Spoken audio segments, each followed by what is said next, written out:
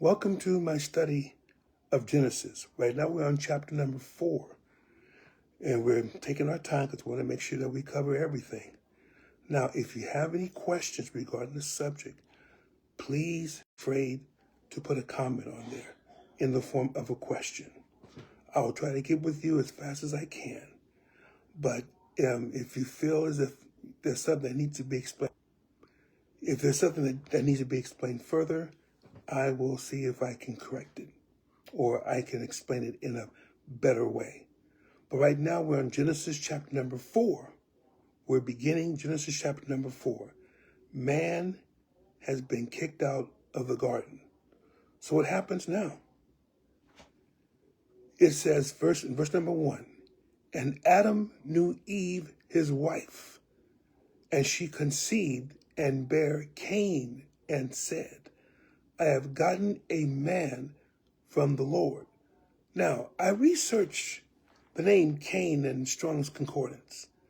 Really, Strong's, if you don't have one, please get a concordance. It can really help your understanding of Scripture.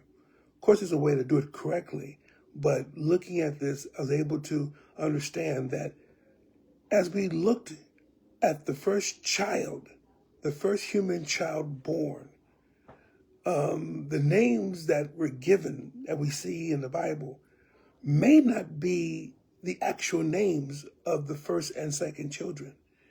It could be that these names came about after they had,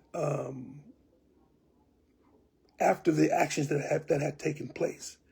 For instance, Cain actually means spear or something sharp. And perhaps that may have been what Cain used, a sharp object, whether it was a spear. Don't think it was. They didn't know how to make spears at the time. But maybe it was a sharp rock, whatever it was, or a sharp piece of wood. But he used that against his brother. So it's very interesting. But it does say essentially on verse number 1, continuing with the verse, and said, I have gotten a man from the Lord, meaning that Eve will continue to conceive and bring forth both boys and girls to grow up into, of course, men and women. That was part of what Eve, they said it was a curse, but it was because now there was no living forever. You had to replenish what was going to be lost. And you also have to spread over the earth, which is what the Lord had commanded both of them to do. Well, not them themselves, but definitely their progeny, those that come forth from them. But I also wanted to enlighten you to one area too. It says, and Adam knew Eve, his wife. Whenever it's spoken in the Bible in that context, what that means is that Adam essentially had a sexual relationship with Eve. He knew what was to be done. It is essentially, we tend to think that, we can't learn, we can't understand it, we have to have someone teach it. You don't have to have anyone teach you anything. You will know when it happens. You will know. You will know. Maybe the first time or two you might make a mistake or two, but that's okay. The idea is that you know your partner, you know your spouse in the most intimate way possible. So we think that we know someone, but when you have that sexual relationship, you are supposed to save that for husband and wife. And the reason why is because once that takes place, then you are bound as one. You are joined together. It is the most intimate portion of your physical relationship. So therefore, Adam knew Eve in a way that could not have been done earlier. And Eve experienced that. So we sometimes are afraid to talk about sexual relationships. And we should be able to do that in a way that is pleasing to God, because God actually blessed the union of man and woman to make husband and wife. And the reason why he blessed it is because, number one, it had to be something that would cause you to procreate. Number two, it's supposed to be a bind or another bind on the relationship between man and woman. So this is what it partakes in, a knowledge of the other in a way that is most intimate. And that essentially is a good thing, saints of God, if it's done properly. I'm not advising people to commit adultery. I'm not advising people to commit fornication. But I am saying that for those of you who are married, enjoy that relationship. It is what God had blessed to give to you too. Of course, as the older you get, the more other bands tend to tie you together. The walking together, the intimacy of walking, the intimacy of being able to talk in bed together, the intimacy of going places, just you and your spouse going someplace. And it's just you two. You're not worried about the kids. You're not worried about the bills. You're not worried about the mortgage. You're not worried about all the things that you could be, but you're with your spouse. Be honest, that's why I really enjoyed my wife and I when we went on cruises. It was like we could just escape and be in a totally different world, separated by thousands of miles of both land and water. Some of the best times I've ever had in my life was spending them with my wife, alone, going on a place that essentially maybe we never been there before. Good to explore it. But the best part of it was being there with my wife.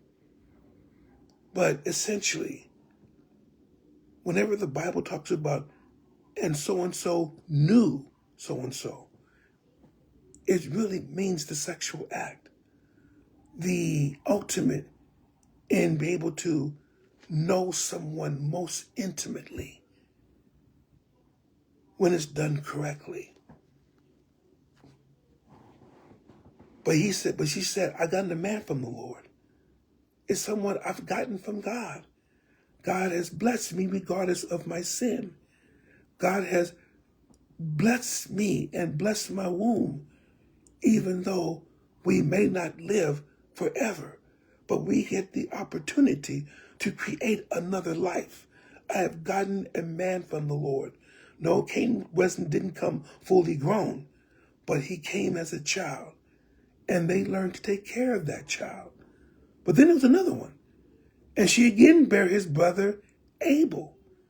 Now, surprisingly, Abel actually means vanity, nothingness, temporary, transient. And what takes place is that the names Cain and Abel, this is according to me, maybe someone else it'll be different, but the names Cain and Abel were put upon them as a result of what happened to them when they grew some, when they became husbandmen, when they became cultivators. Sometimes God, or sometimes you don't know your name really means something until something happens. In the Bible, that happened plenty of times where a person was named, usually after God. Anyone with the last of their name EL, like Ezekiel, and or those with the last name or with the name that ends in AH, like Jeremiah, Isaiah. These are all compound names of Yahweh or Elohim. El, God all most powerful. Just want you to know that. And Abel was a keeper of sheep, but Cain was a tiller of the ground. Now, it seems as if Adam taught both Cain and Abel to do certain things. Abel became a natural at tending the sheep. Why was he tending the sheep? Perhaps there was a sacrifice that was to be given. Remember the bloodline that began in the garden when the Lord gave both Adam and Eve coats of skins to cover them, which lets you know that sin is an atonement. It's a covering for sin. So that Lord doesn't see the sin, he sees the covering. So in this case, Abel was the one who essentially was in charge or became the one that was, it wasn't even sure if men and women ate meat still, but there still had to be a sacrifice. And on the other hand, Cain was a tiller of the ground, probably learned from Adam. Because remember, Adam had to till the ground. He said, cursed be the ground for the sin that he did. But that does not mean the fruit that came from the ground was cursed. The ground is cursed because it would bring forth weeds. It would bring forth thorns. It would bring forth thistles. It would bring forth things that are completely against trying to raise up a crop. That was the cursing of the ground, not the fruit itself. So both Cain and Abel took very admirable occupations. Abel to be able to keep sheep and to make a sacrifice if need be. Cain to till the ground, whereas the family could get food. Because as I said before, we don't know if at this time, I believe that they were still eating fruits and vegetables at this time. Maybe some ventured to eat the meat, but it wasn't, God did not give them the command to eat meat yet. So they were, for all intents and purposes, vegetarians. But Cain and Abel began their occupations. Verse number 3, and in process of time it came to pass that Cain brought of the fruit of the ground an offering unto the Lord. That may seem to be okay. And he brought the fruit of the ground. He gave an offering from that fruit. No problem. You gave it to God. You offered it to God. That essentially, but there is something that's missing here. And I'm going to read the next verse, at least the first portion of the next verse, to get a comparison. And Abel, he also brought of the firstlings of his flock and of the fat thereof. I'm going to stop here for this evening, but I want you to compare the two. Cain brought of the fruit of the ground an offering. Abel brought the firstlings of his flock. It was something that he dedicated, something that he said, this is the best that I have. They're young. They haven't gotten through old age yet. Essentially, this is the best of my flock. I'm giving this over to God. Cain just got whatever he wanted to give to God. I truly believe that is what marked the differentiation between Cain's offering and Abel's offering. It wasn't essentially that Abel offered of the flock and therefore shed blood. That definitely does continue the process of blood sacrifice. The bloodline to be sure. But that wasn't the only thing that made Abel's offering good, but Cain's offering not so good. Abel offered of his best. Saints of God, as much as we also want to talk about the blood, we also talk about, do we offer unto God the best that we have? Or are we just giving him something that could be given to goodwill? Or could be something that we can give, or we don't even have to worry about it being gone. We don't sacrifice our time in that way, or our efforts in that way. It's not just objects, but do we give the best of our time to God? Or do we just give whatever it is? It looks like Cain gave whatever it was, whether it was rotten, whether it had stuff in it, whether it was disease, didn't care. Just gave it of an offering. Here, God, take it. Abel made sure it was the best of this flock, probably without blemish. And that leads to us.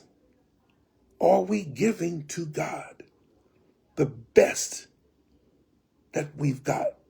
Or are we just giving him the crumbs?